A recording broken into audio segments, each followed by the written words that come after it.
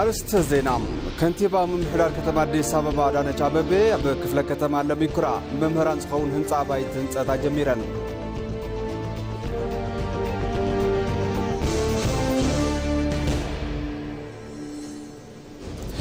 ምስ መንግስቲ ኤርትራ ዝነበረ ርክብ ናብ ጎንፂ ዝተቐየረ መንግስቲ ስምምዕነት ፕሪቶሪያ ምፍራሙ ስዒቡ ምዃኑ ቀዳማይ ሚኒስትር አብይ አሕመድ ገሊጾም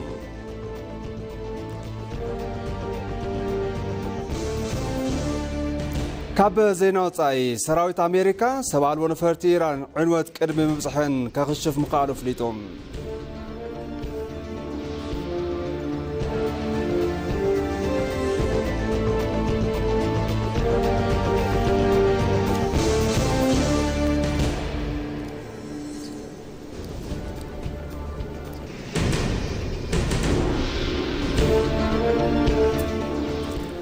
سلام طعنا بلي زخوركم تملكتي كمي توعلو كمي تمسيو لك ساعات حدا غينو كم تلمود نزي ساعات تدالو زيناتات حزنا متينا لنا زيناتات ندامرحكم ساهم تصنح انا ابراهيم فسام فلما بحصر زيناتاتنا كنجمر ኢትዮጵያ بحبراዊ ሽርክና ምስ ዓለም ንምዝማድ ንምልማዕን ድልውቲ ያክብሉ ፕሬዝዳንት ታዬ አጽቀሥላሴ ተዛሪቦም በበዓመቱ ኣብ ሕብራት ኤምሬትስ ዓረብ ዱባይ ዝሰራዳ ጉባኤ ዘተ መንግስታት ዓለም ይሳለጠሎም ፕሬዝዳንት ታዬ ኣብቲ መድረኽ ኣብ ዘመሓለፍዎ መልእኽቲ ኢትዮጵያ ሽግግር ኢንዱስትሪ አፍሪካ ዝድግፉ ስትራቴጂካዊ ተግባራት ኣብ ምክያድ ከም ትርከብ ገሊጾም ኣብ ዓመት 110 ሚሊዮን ተጓዓዝትን 3 ሚሊዮን ቶን ጽዕነትን ናይ ምትእንጋድ ዓቕሚ ዘለዎ ናይ ቢሾፍቱ ዓለም ለኸ መዕርፎ ነፈርቲ ህንጸቱ ብ12.5 ቢልዮን ዶላር ከም ዝተጀመረ እውን አብሪሆም እዚ ድማ ንስግግር ኢንዱስትሪ አፍሪካ ካብ ዝድግፉ ተግባራት ሓደ ምዃኑ ገሊጾም እዮም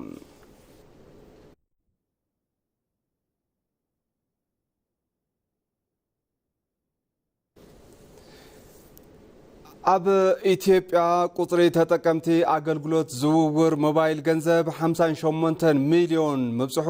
ቀዳማይ ሚኒስትር አብይ አሕመድ ተዛሪቦም ቶም ቀዳማይ ሚኒስትር ኣብ ባይቶ ወከልቲ ህዝቢ ብምርካብ ካብ ኣባላት እቲ ባይቶ ንዝተለዓሉ ሕቶታት ኣመልኪቶም ምላሽን መብርሂን ኣብ ዝሃብሉ እዋን ኣብ ግልጋሎት ሞባይል ልዑል ዕብየት ከም ዝተመዝገበ ኣልዒሎም ኣለዉ ቅድሚ ለውጢ ቁጥሪ ተጠቀምቲ ሞባይል ስልኪ 37 ሚሊዮን ከም ዝነበረ ብምዝኽኻር ኣብ ዝሕዚ እዋን ኢትዮ ቴሌኮም ጥራሕ 87 ሚሊዮን ዓማዊል ከምኡውን ሳፋሪኮም ልዕሊ 10 ሚሊዮን ዓማዊል ከም ዘፍረዩ ተዛሪቦም ድሕሪ ለውጢ ቁጥሪ ተጠቀምቲ ሞባይል ብ60 ሚሊዮን ከም ዝወሰኸ ብምግላጽ ኣብ ዝሕዚ እዋን ልዕሊ 97 ሚሊዮን ሰባት ተጠቀምቲ ሞባይል ከም ዝኾኑ እውን አብሪሆም ኣለዎም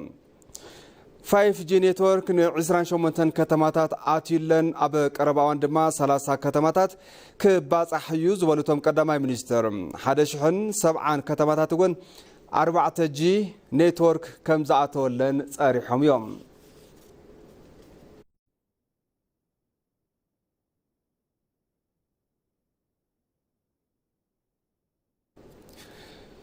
ኢትዮጵያን ባንክ ዓለምን ስትራቴጂካዊ ምሕዝነቶም ብዝበለጸ ምጥንኻር ዘኽእል ሓዱሽ ማዕቐፍ ምትሕባር ንምቕራጽ ብምትሕባር ከም ዝሰርሑ ኣፍሊጦም ኣለዎም ሚኒስትር ገንዘብ ኣሕመድ ሽዴ ምስ ምክትል ፕሬዚዳንት ፖሊስታት ኦፕሬሽንን ሃገራዊ ኣገልግሎታትን ባንክ ዓለም ጋሊና ቪንሴሌቴ ተዛትዮም ክልቲኦም ሰብ መዚ ባንክ ዓለም እቲ ሓዱሽ ማዕቐፍ ምትሕባር ኢትዮጵያ ምስ ትኩረታት ልምዓትን ሪፎርምን ታሃገር ብምጥዓም ቀጻሊ ምትእሳር ምጥንኻር ኣብ ዝከኣለሉ መገዲ ተዛትዮም ኣለዎም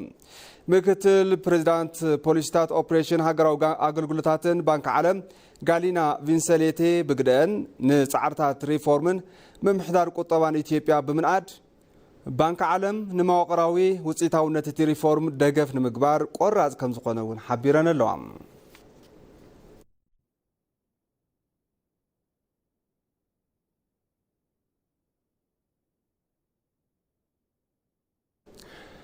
ከንቲባ ምምሕዳር ከተማ አዲስ አበባ አዳነች አቤቤ ኣብ ክፍለ ከተማ ለሚኩራ ንመምህራን ዝኸውን ህንጻ ባይቲ ህንጸት ኣጀሚረን ኣለዋ እተን ከንቲባ ኣብቲ እዋን ጸገም መንበር ኣባይቲ ነበርቲ ብዘላቒ መገዲ ምፍታሕ ብትኹረት እናተሰርሐ ከም ዝርከብን ተጠናኺሩ ከም ዝቕጽልን ተዛሪበን ኣብ 57 ማሕበራት ዝተወደቡ 6194 መምህራን 25 ሚታዊ ብምዕቋር 3.8 ቢልዮን ብር زعقور انتخون منجست دما نتسترف 75 ميتاوي قدم كنت لقاح مدلاو አረደነ ሎም ንመምህራን ዝህነጽ ዘለው ናይ ሓባር መንበር አባይቲ ልዑል ደረጃ ዘለዎምን ምስ ጽባቐ ከተማ አዲስ አበባ ዝስማዕምዑን ምዃኖም እውን አረድየን ካብቶም መምህራን ዝለዓሉ መሰረታዊ ሕቶታት እቲ ሓደ ምዃኑ ዝገለጻተን ከንቲባ ምምሕዳር እታ ከተማ ምላሽ ንምሃብ ስጉምቲ ይወስድ ከም ዘሎ ድማ ገሊጸን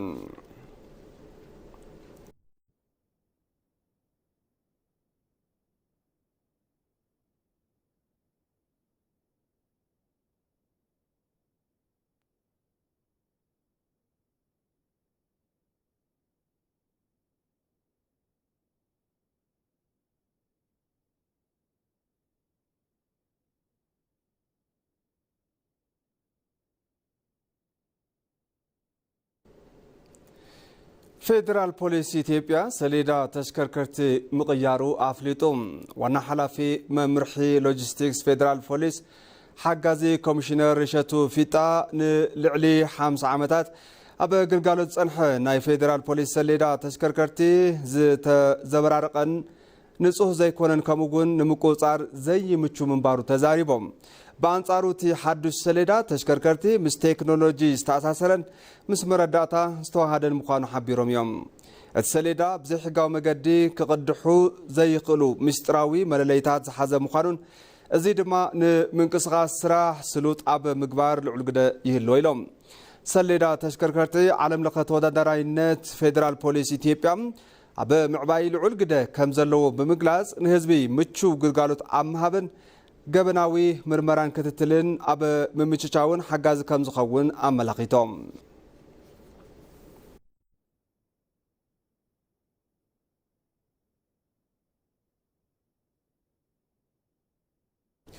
ሕዚ ድማ ብዝርዝር ናብ ዝሓዝናዮም ዜናታት ክሕልፈኩም ተመልከቲ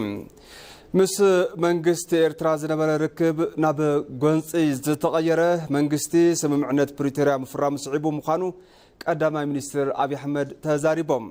ምስ መንግስቲ ኤርትራ ዝነበረ ርክብ ናብ ጎንፂ ዝተቀየረ ኣብ ወፍሪ ምኽባር ሕጊ ወታደራት ኤርትራ ሃፍቲ ውልቀ ሰባት ምዕናውን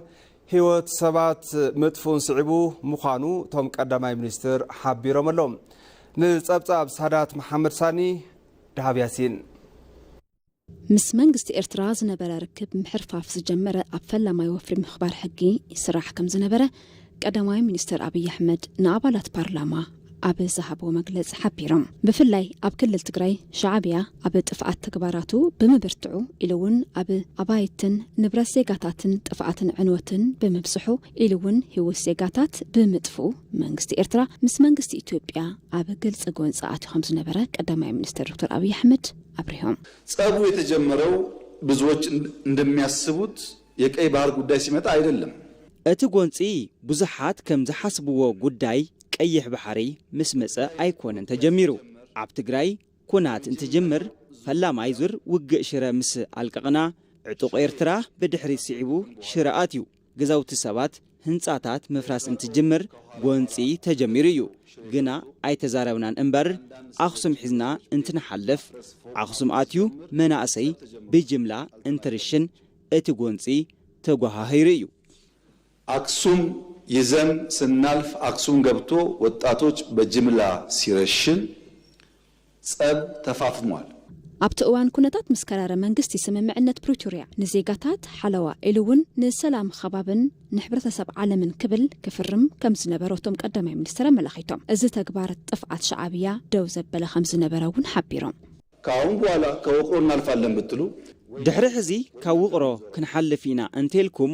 ህወሓት ገዲፍና ናባኹም ኢና ክንዘውር ብኾናት ኢልና ኣብ ውቕሮ ዝሕልው ሓይሊ ኣቕሚጥና ኢና መቐለ ኣቲና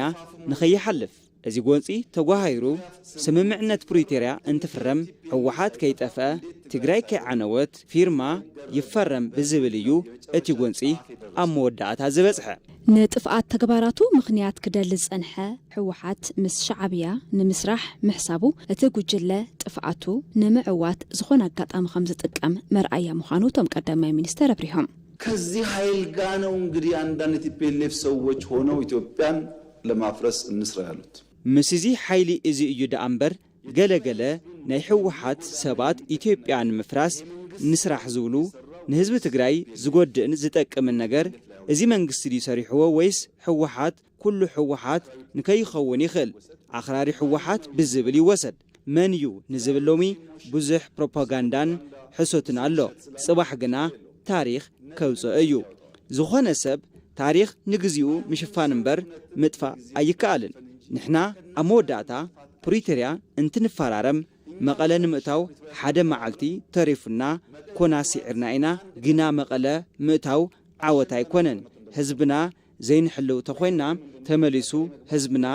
ክቐትል ክዘርፍ ይልና ኢና ወሲና ኣብ ስምዒት ዘድሃበ ፖለቲካ ንጸገማት ፍታሕ ከም ዘይኸውን ምግንዛብ ከም ዝግባእ እውን ቶም ቀዳማይ ሚኒስተር ኣብ ፓርላማ ጸንሒቶም ኣመላኺቶም ወደ ፖለቲካ ሊደርሺፕ ሲመጡ የሚያስቀድሙት ምክንያት ሳይሆን ኢሞሽን ነው ናብ ፖለቲካ ኣመራርሓ እንትመጹ ዘቀደምዎ ምክንያት ዘይኮነስ ስምዒት እዩ ንኣብነት ጉዳይ ወልቃይት ብኸመይ ከምንፈትሖ ብሕገ መንግስቲ ኣግባብ ኢልና ምስ ተስማዕማዕና ወልቃይት ተዘይተመለሰ ይብሉ ግና ተስማዕሚዖም ፈሪሞም እዮም እዚ ብንእሽተይ ስምዒት ህዝቢ ንምልዓል ዝግበር እዩ ኣብ ዘላቒ ሰላም ኣይጥምትን ግና ምፍካር ዝፈቱ ብምፍካር ለውጢ ተዝመጽእ ኣብ ዝሓለፉ 50 ዓመታት ከም ኢትዮጵያ መፈክር ዘውፀ ኣይነበረን ለውጥ ይመጣ ኖሮ ባለፉት 50 ዓመታት እንደ ኢትዮጵያ መፈክር አውጪ እኮ አልነበር መንግስቲ ሃገር ንምሕላው ዝኾነ አማራጺ ከም ዝጥቀም ኢሉውን ሰላም ንምዕሳል ከም ዝሰርሕ እቶም ቀዳማይ ሚኒስተር ኣመላኺቶም ባንዳን ባዕድን ተዋዲዶም ኢትዮጵያ ንምጉዳእ እኳ እንተፈተኑ ንኢትዮጵያ ክስዕርዋ ግና ኣይከኣሉን ክብሉ ቀዳማይ ሚኒስትር አብይ አሕመድ ተዛሪቦም ጸገማት ጸጥታ ንምፍታሕ መንግስቲ ኩሉ ግዜ ንዘተድልው ምዃኑ እውን እቶም ቀዳማይ ሚኒስትር ኣረጋጊጾም ንጸብጻብ ባዩ ሙላት ጌታቸው ዓለሙ ባይቶ ወከልቲ ህዝቢ ሎሚ ኣብ ዘካየዶ ስሩዕ ኣኼብኡ ኣባላት ባይቶም ሰላምን ድሕነትን ዝተኣሳሰሩ ሕቶታት ዘለዓሉ ኮይኖም ቀዳማይ ሚኒስትር አብይ አሕመድ ምላሽን መብርሂን ሂቦምሉ ይህን መሂን ፖለቲካ ምርዳእ ዝኣበዮም ጉጅለታት ልኡኽቶ ባዕዳውያን ወጻኢ ተሸኪሞም ሃገራዊ ፕሮጀክታት ንምትዕንቃፍ ይፍትኑ ብምህላዎም እዚ ንምቁፅጻር መንግስቲ እንታይ እንዳሰርሐ እዩ ዝብል ሕቶ ካብ አባላት ባይቶም ተላዒሉ በአንዳንድ የአማራና የኦሮሚያ አካባቢዎች የሚታዩ ኣብ ገለ ከባቢታት አምሓራን ኦሮሚያን ዝረአዩ ጎንጽታት ሙሉ በሙሉ አይተወገዱን ክቡር ቀዳማይ ሚኒስትር እዚ ሓደገኛ ኩነታት ብዘላቅነት ንምፍታሕን ድሕንነት ህዝቢ ንምርጋጽን ኣብ ዝሓለፉ 6 ወርሕ ዝተወገኑ ቀንዲ ስራሕታት ዝተረኸበ ውጽኢትን ብዝምልከት ተወሳኺ መብርሂ እንተዝወሃበና እነዚህን ኃይሎች የህብረተሰቡን የመለወጥ እዞም ኃይልታት ኣብ ልዕሊ ድሌት ምልዋጥን ምልማዕን ህብረተሰብ ክሳብ መዓዝዮም ስጋት ኮይኖም ክቕጽሉ ኣብዚ ጉዳይ ዘለዎም ርእይቶ እንተዝህቡ ይቐኒየለይ ቀዳማይ ሚኒስትር አብይ አሕመድ አምላሾም በልዕልነት ሐሳብ ዘይምእማንን አመል ባንዳነትን ምዕባለ ኢትዮጵያን ትርእዩ ዓይኖም ብዝቀይሕ ባዕድታት ተሐጊዞም ጎንፂ ተሸከምቲ ተፈጢሮም እዮም ኢሎም መንግስቲ ጸገማት ጸጥታ ንምፍታሕ ኩል ግዜ ንዘተበሩ ክፍቲ ምዃኑውን ገሊጾም በውስጥ የውይይት በር ክፍት ማድረግ አለብን ኣብ ውሽጢ በረኻ ንዘተ ክፍቲ ምግባር ይግባእ ሎሚ ባንዳ ዝተባሃለ ሰብ ሎሚ ንኢትዮጵያ ተጻሪሩ ዶብ ዝበለ ሰብ ልበዓዲጉ ያእኽለኒ እንተይሉ ኩሉ ግዜ ክፍቲ ምዃን ይግባእ ቂም ምትሕሓዘ የድልን ናይ ውልቀ ጉዳይ ኮነን ጉዳይ ሃገር ብምዃኑ ገሊኡ ተጸሪፉ ክኸውን ይኽእል ጎዲኡ ክኸውን ይኽእል ልበይ ተሓዲሱ እዩ ኣእሙረይ ተቐይሩ እዩ እንተይሉ ይቕረን ምባል በርና ክፍቲ ክኸውን ይግባእ እዚ ኣይገበርና እንዲና ንሕና ካብ ቤተ ህንጸት ጀሚሩ ክንደኢና ዝገደፍናዮም ንምንታይ ጉዳይና ኢትዮጵያ ስለ ዝኾነት እዩ ጉዳይና ሽም ጸርፌ ይኮነን ንኢትዮጵያ ዝጠቅም እንተኾይኑ ብይቕረታ ንምሕላፍ ድልዋት ኢና ብዝተኸፈተ በር ዘተ በብኸባቢኡ ብርክት ዝበሉ ዕጡቓት እንዳተመለሱ ምዃኖም ተዛሪቦም ሕዚ እውን ውህደት ባንዳን ባዕድን ንኢትዮጵያ ምስዓር ከም ዘይኽእል ብዕቱብ ክፍለጥ ከም ዝግባእ ቀዳማይ ሚኒስትር አብይ አሕመድ አገንዚቦም ለምሳሌ የኤርትራ መንግስት የኢትዮጵያ መንግስት የውስጥ ጉዳዩን መፍታት ሳይችል ቀርቶ የቀይ ባህር ጉዳይ ያነሳል ብሎ ይከሳሉ። ንኣብነት መንግስቲ ኤርትራ ንመንግስቲ ኢትዮጵያ ውሽጣዊ ጉዳያቱ ምፍታሕ ስለዝኣበየ እዩ ጉዳይ ቀይሕ ባሕሪ ዘልዕል ኢሉ ይኸሰስ እዩ። ኣብ ናይ ውሽጢ ጉዳያትና ሽንኩርቲ ዝኸትፍ በርበረ ዘቕርብን ዘማስልን ተቐሚጡ እንዳሃለወ ውሽጥን ወፃእን ዝብል ጉዳይ ከመይ ይኸውን መፍትሒኡ ምብቃዕ እዩ። ሕዚ ነዚ ባይቶ ምርግጋፅ ዝደልዮ ንኢትዮጵያ ምጉዳእ ዝደልዩ ሓይልታት ኣለዉ። ገንዘብ ፋይናንስ ይገብሩ፣ ግን እመኑኒ ንኢትዮጵያ ኣይኽእልዋን። ካብዚ ሓሊፍና ኢና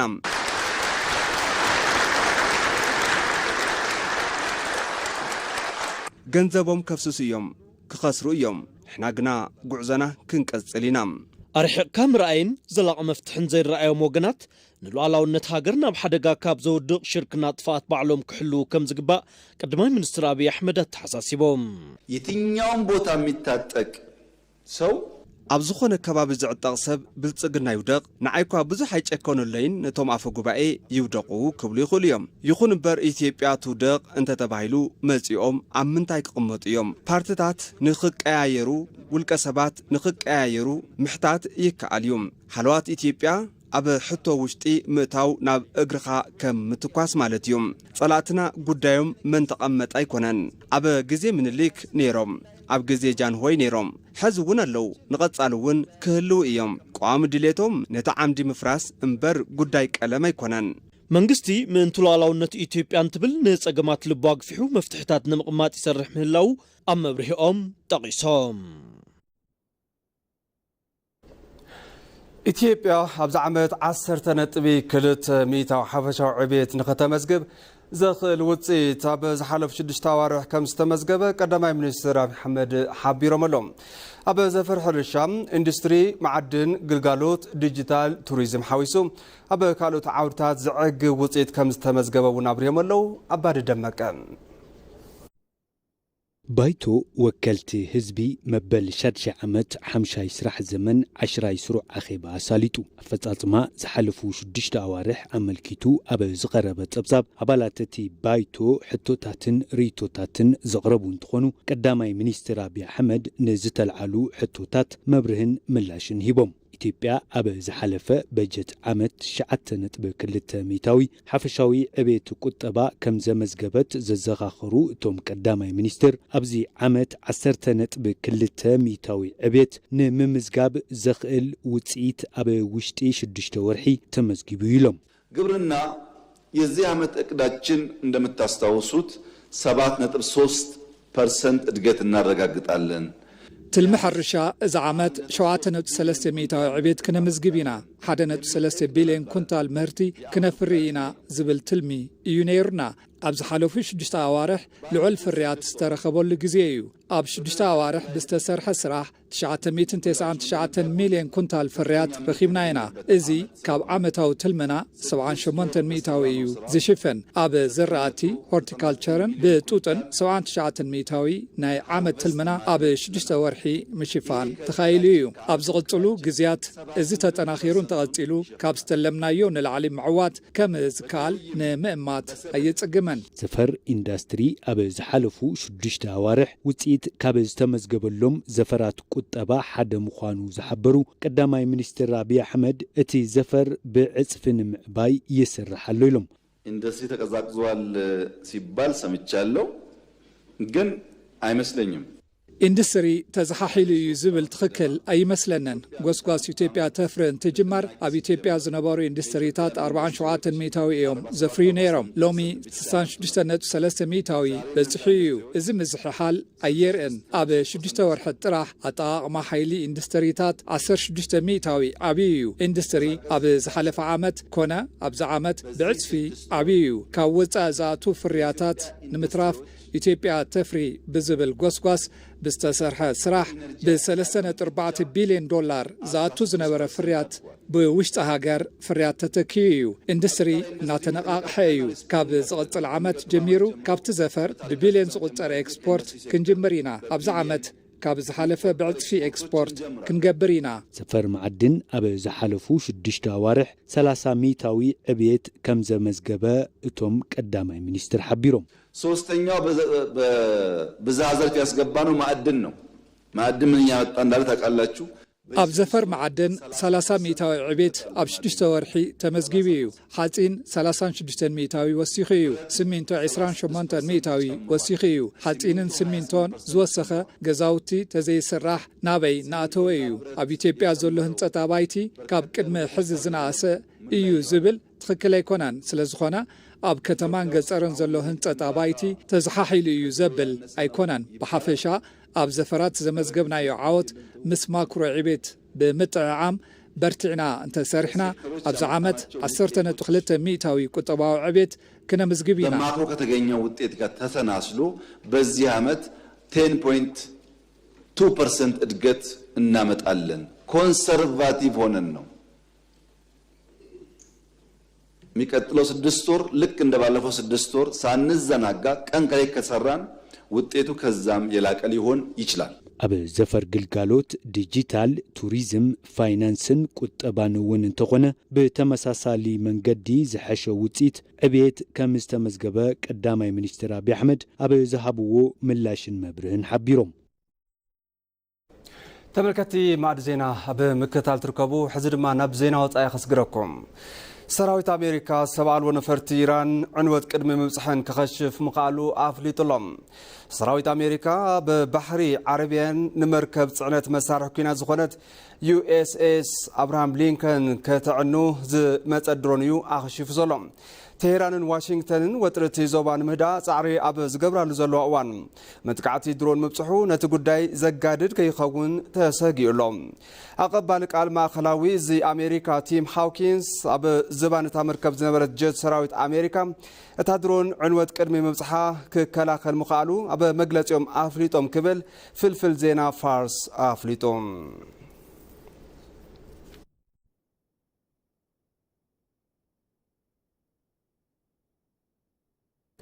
ተመልከቲ ማዕድ ዜና ቅድሚ ምዛምና ቀንዲ ዜናታት ዝዕለተ ከዘኻኽረኩም።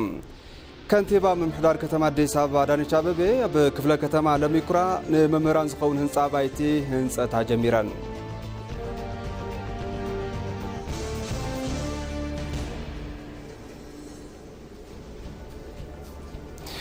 ምስ መንግስቲ ኤርትራ ዝነበረ ርክብ ናብ ጎንፂ ዝተቐየረ መንግስቲ ስምምዕነት ፕሪቶሪያ ምፍራም ጽዕቡ ከም ምዃኑ ቀዳማይ ሚኒስትር አብይ አሕመድ ገሊጾም።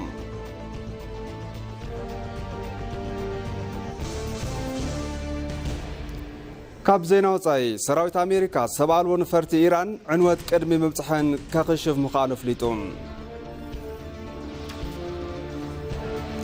ባርከስ ተመልከቲ ማዕድ ዜና በዚ ዛዘም ስለምክታልኩም ኣዝና ንመስግን። ሰላም